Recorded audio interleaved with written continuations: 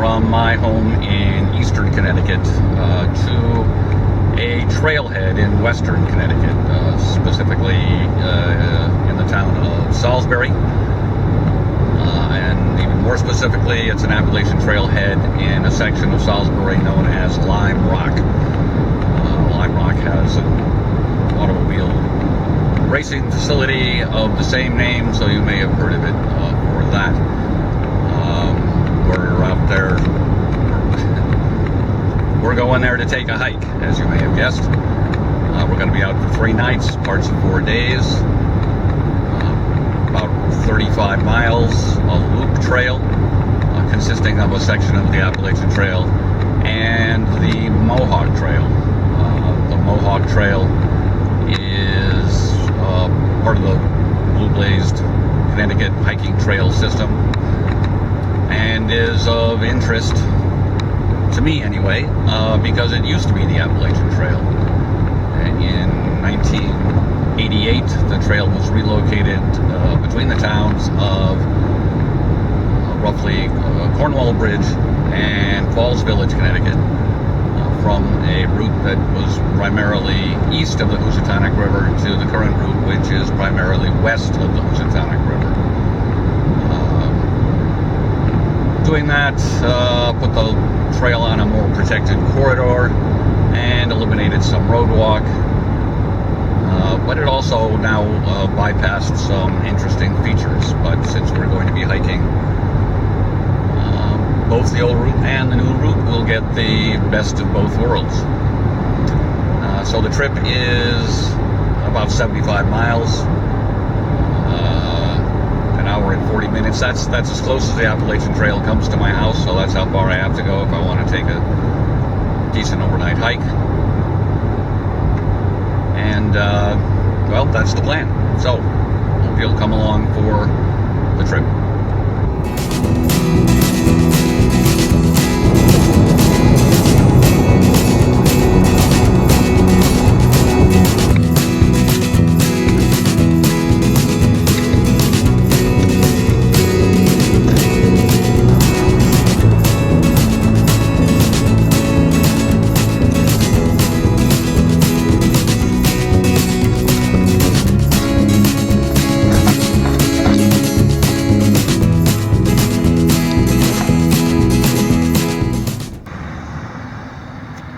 Hello again. We're here at the Trailhead in Lime Rock. It is 8:20, so we're about on time.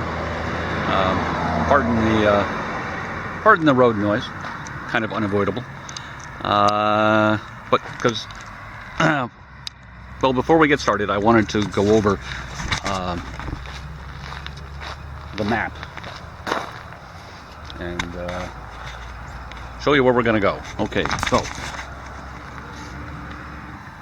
we are currently in this area where the P is for parking. We're going to hop on the Appalachian Trail and head south. Going to pass a campsite, some views, another campsite, Mount Easter here, and a lean-to, and a road crossing. Really the only road crossing in this section, and then continue south till we come here to Ceasar Brook Campsite, where we're going to spend the night somewhere in that area, and then tomorrow morning continue south until we come to the junction with the Mohawk Trail. And I'm going to switch maps here. That's the junction with the Mohawk Trail. And we'll head down into Falls Village. We'll head down into Cornwall Bridge and head back into the woods and over Coltsfoot Mountain in this area, and then come back out. Cathedral Pines is somewhere over in here, and we'll enter Mohawk State Park and cross Route 4, But here, somewhere in Mohawk State Park here, we're going to spend the next night, and then continue north. There's not a whole lot to note up here. And we'll spend the third night in this area where there's a shelter, and then go through Dean Ravine and come back out just north of here on Route 7 on Thursday. So that's the plan. So it's almost 10 minutes of 9, and I'm finally ready to start hiking. We're going to avoid a section of trail that loops around this field behind me and then comes back out on the road a little ways down. We're just going to walk on the road and then go into the woods.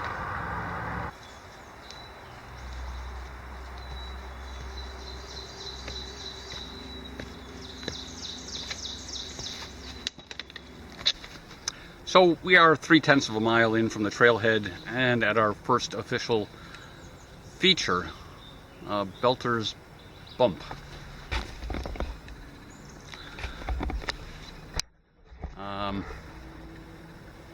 There's not really all that much of a view here. We'll take a look.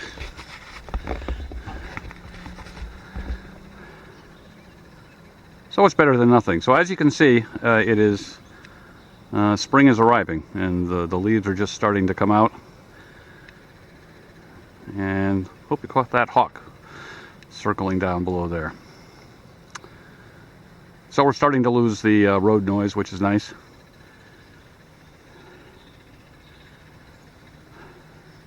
It is a gorgeous day.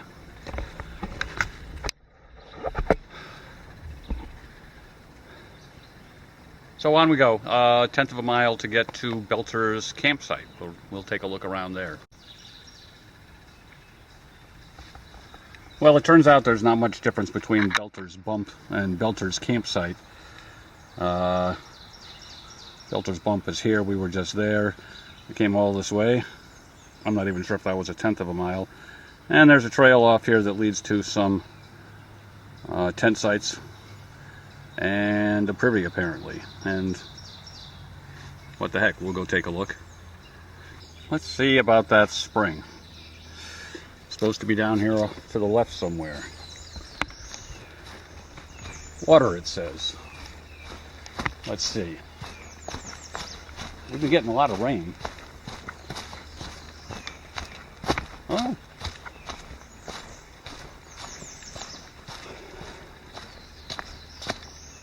So yes, indeed, some water. So the next real trail feature is Hang Glider View, which is 2 miles from here. So that's where we're headed.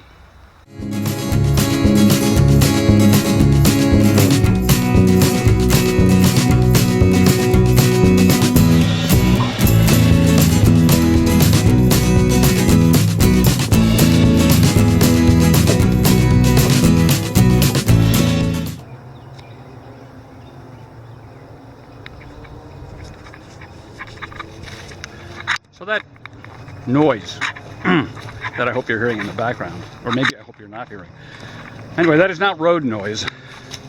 That is Lime Rock Racetrack. I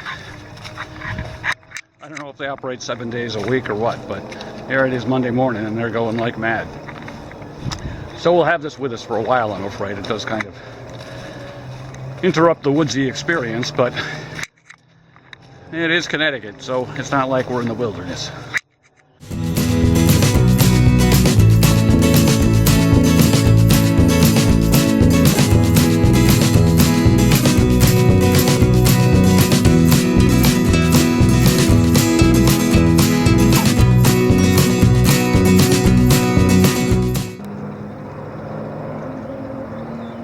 Well, there's Lime Rock. I don't know if we're at Hang Glider View or not. I do remember there was a view quite like this from that place. Hang Glider View is called Hang Glider View because there used to be a hang glider ramp up here, if this is the place. So people would lug hang gliders up here and take a great leap. The view used to be a lot better. I can't really see all that much, but anyway, there's the source of all the noise. And hopefully we'll be leaving that behind soon.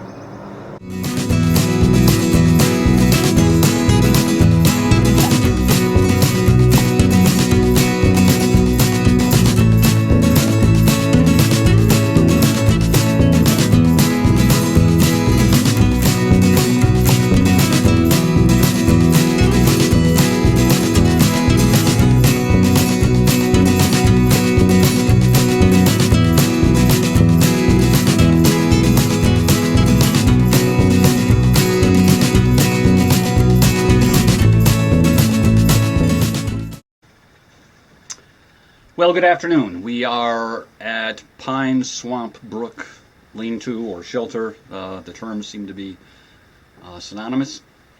We got here just a little after 12 o'clock. I've already dallied for 40 minutes here. I needed to go get some water.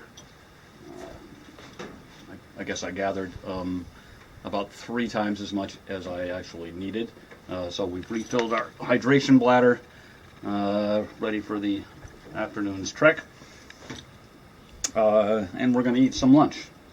We got some cheese, some pepperoni, and I mixed up some of that water flavor enhancer stuff, orange tangerine, and it's actually pretty tasty. I probably put too much in there,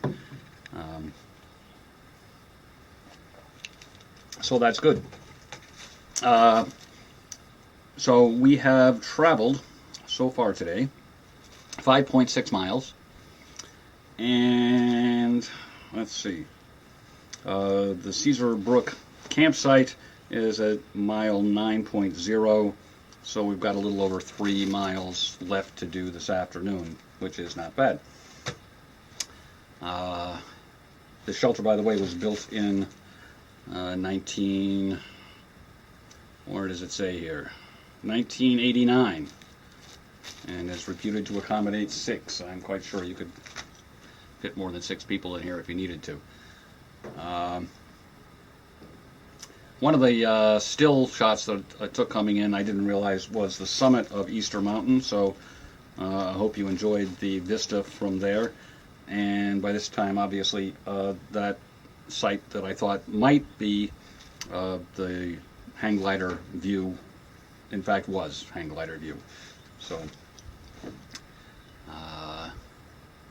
it certainly is a pleasant day. It's a little warm for May. It's about a little over 80 according to my thermometer, and not a cloud in the sky. This is going to be an outlier weather-wise for the trip, at least according to the last forecast I saw.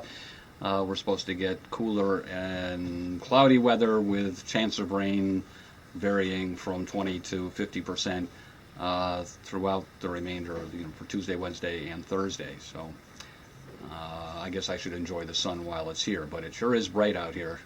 And before the leaves come out, there's just you and the sun. So so far so good, and we'll see you down the trail.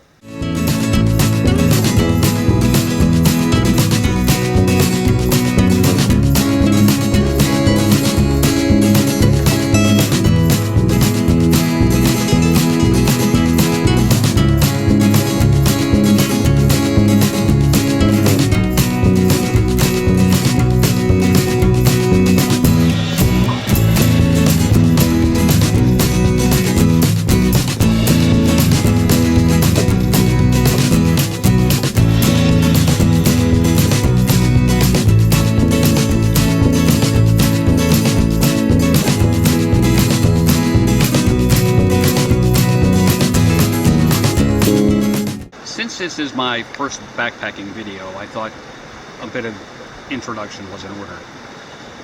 So, hello, my name is Peter. Glad to meet you.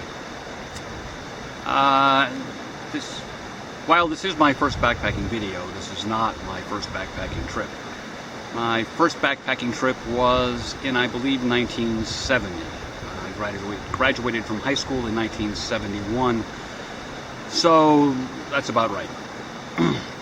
It was an overnight trip on the Appalachian Trail a bit north of here. And I had a good time, and well, I wouldn't call it a life-altering experience, but all these years later, and here I am, I'm still backpacking, so I guess in a sense it was. But I didn't become fanatical about it. In the early years, I backpacked, occasionally, weekend here and there. And then in about 1985, I got the idea that I wanted to do longer trips. So I planned a week-long trip on the Appalachian Trail in Maine. And that was a great success. And that pretty much set the pattern for over 20 years of backpacking. I'd go once a year for about a week, somewhere in New England, usually the Appalachian Trail. And using that technique, I've managed to hike with a few small gaps here and there, the whole AT from northern New Jersey to Mount Katahdin in Maine. Some sections twice, of course, and plus the entire long trail in Vermont. So I've been backpacking a while, but I haven't been backpacking for a while. Somehow the pattern got broken about 2007. I think was my last week-long trip, and I just never planned the next year, and so on. I'm not quite sure why. In 2009, I started a small business, and that's kept me distracted.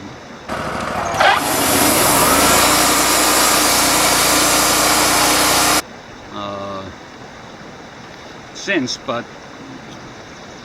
the cessation of hiking was before the start of the business, so that clearly was not the cause.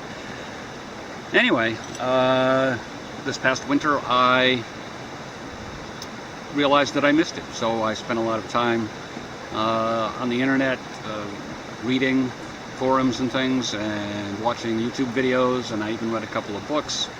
And then I spent a bunch of money and got geared up all over again. New pack, new hammock, new tarp, new underquilt, new top quilt,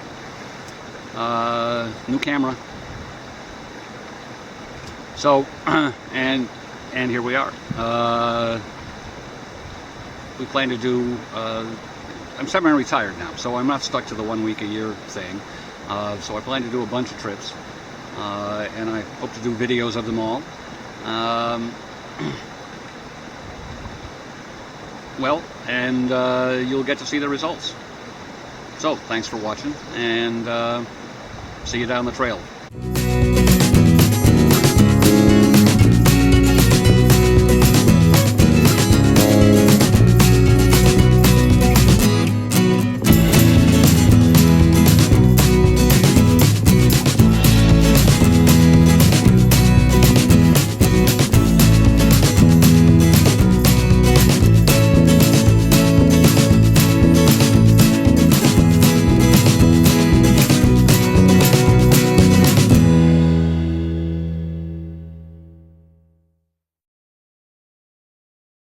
So we arrived here at Ceasar Brook Campsite, about 3:15, and we looked at the official sites, and then we looked for a stealth site for a while and didn't find one.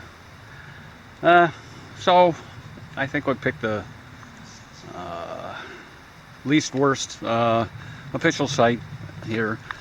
I'm gonna hang between that tree that my pack and poles are leaning against and that tree there. You'll notice the tree to the right of that has a sign on it that says privy, because the privy's back another 50 feet or so back there, which is suboptimal, but I'm not expecting a lot of company, and it doesn't smell or anything, so that'll be the plan for the night. Well, change of plans. I no sooner got my hammock and tarp set up than a group of 6 or 8, I'm guessing college kids, rolled into the campsite. That made it too crowded for me.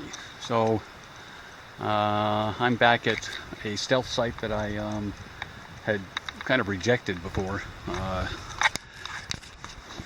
It's that tree in the foreground there, and this tree right here. They're about 7 paces apart, so that's a little further than I would like, but well, I'm going to make this work. Okay, another change of plans. Those trees were too far apart, 7 paces. I don't have enough tarp line to do it. So we found 2 trees here. 5, maybe a little more than 5 paces. This beech tree and this clump of trees. I'm not sure. It's one or the other. I think one's a maple. They're probably both maples. Anyway, that's the plan now. Well, that was an ordeal. But I finally got a camp set. 3rd time was the charm. And it was actually set up a little while ago. It's 20 after 5 now. I futzed around. I got water. I took out my contact lenses and put my glasses on so that I can see better. And I'm resting and recuperating. I had some more of that water flavor enhancer stuff, and that really hit the spot. So I don't know that I've got the right one, but adding that to the pack, I think, is a definite was a good idea, and we'll do it again. So I'm about to cook dinner, and I've decided that since tonight is the night I'm least likely to be really hungry, I'm going to go with the lightest meal, which is, again, the Babblefish 5 trail beef stew, and we'll cook that up. When I originally made this, I did seal this in a vacuum sealed bag, and I took it out because it packs better this way. I'm not sure if I mentioned that in the other video. Well, that took almost no time at all, and it's boiling like mad. So I guess it's time to take it off, even though we'll be wasting fuel. Oh well. Okay, while we're waiting for dinner to rehydrate, we got camp set up, and we'll do a quick tour of what we got here. So we got Cuban fiber tarp with doors. We're going to leave the doors off, or up tonight. They're basically tied to each other to keep them back, and we got a little extra string there hanging off. Anyway, we got to set up in porch mode with the hiking poles. Underneath we have, well, with the tarp we've got mountain goat gear sleeves, very handy.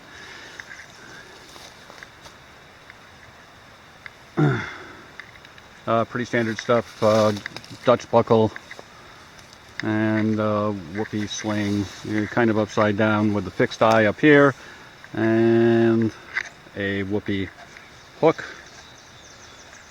Red is for head. And we've got a dream hammock. You can read upside down. Roaming gnome, 1.1 single layer. Some people have said that that's too thin. We'll find out. I'm hoping it's not too thin. So I've got the bug net half deployed. We'll be using that tonight, I guess. So we've got a hammock gear, 40-degree, 3/4 length quilt. We've also got a top quilt, also 40-degree, still in its stuff sack. It's not going to be that cold tonight, so I'm not really worried about getting it all fluffed up. So the outside is chocolate brown, the inside is black, the same with the under quilt, and oddly, that's exactly the same color combination that Pizza or Hammock Camping Guy on YouTube just reviewed. So if you want to know more details about this, go to his review. There's no need in my doing it again. So that's pretty much the sleeping system.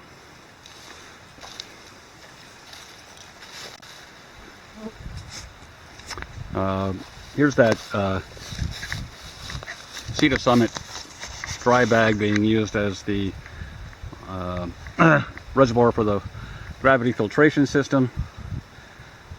You may have seen the video where I used an old bag and it leaked, so I bought a new bag, and it seems to be working just fine.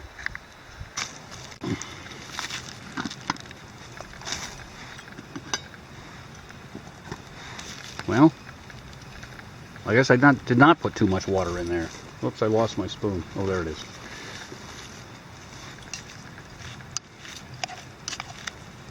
Well, maybe that's about perfect. Let's see if we can get a spoon up so you can see it. Well, it's trail food. I'll eat some and let you know. So that was okay. Trail beef stew. I can't get as enthusiastic about it as Babblefish 5 does, but and it's been a while since I've eaten a backpacking meal, so I don't have a lot to compare it to. But nothing bad about it. So high praise indeed. And there seemed to be enough of it. So and a lot more I would have had. I would have had problem finishing it. So you may have noticed that I do not eat out of a bag. I just don't like it. And so my pot gets dirty, and I clean it using the shug method, which is basically you eat as much as you can, then you add some water and swirl it around and clean it off, and then drink that down. And it's a little difficult to drink out of a 12 centimeter pot, but it can be done. And then it goes all back in the pack. So it's about 7:15, and I packed up the dinner area and hung up the earth sack about 100 feet up the trail, and now I'm hanging out in the hammock and reading my Kindle, and it's still kind of warm, so I haven't changed into my long johns, and I've flipped the underquilt to the side, which really means that it's over here blocking half of my mosquito netting, unfortunately. Cutting down the air circulation. I'm not crazy about that, but I don't have a solution at the moment. So the mosquito netting is deployed because there are a few little bugs. They weren't that bad, but what the heck? Why should I suffer when I've got a mosquito net? That's why I've got it. So I got the Ridgeline organizer pretty stuffed full. We've got the iPod in there. We've got a little bottle of Maker's Mark. This camera was up there a second ago. We've got a headlamp, and we've got the Delorme gizmo up there. Didn't have another good place for it, and the Kindle will just fit sideways in this center area. So we're going to put that to good use. It's going to be dark in about an hour, and we'll keep reading for a while. Until we get too tired to read some more. And that'll be it. So I'll probably see you in the morning.